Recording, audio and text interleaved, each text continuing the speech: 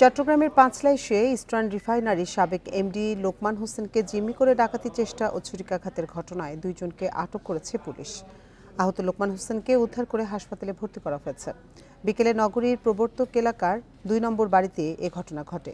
Police জানায়, আটক আকাশ ও বাজিদ ওই বাসার গৃহকর্মী। তারা সকাল 11:30টার দিকে বাড়িটিতে ডাকাতির জন্য প্রবেশ করে। তাদের সাথে ছিলেন আরও কয়েকজন। এ সময় লোকমান হোসেনকে বেঁধে ফেলেন তারা। বিষয়টি স্থানীয়রা টের পেয়ে আকাশকে আটক করে পুলিশে খবর দেয়। এ সময় বাড়ির ভিতরে থাকা বায়াজিদ নামে আরেক গৃহকর্মী ইস্টার্ন রিফাইনারির সাবেক এমডিকে জিম্মি করে গুলির হুমকি দেয়। পরে পুলিশ, র্যাব ও সেনাবাহিনী প্রায় 2 ঘন্টার চেষ্টায় জিম্মি দশা থেকে কর্মকর্তাকে উদ্ধার করেন। এই ঘটনায় জড়িতদের ধরতে অভিযানে নেমেছে আইনশৃঙ্খলা রক্ষাকারী বাহিনী।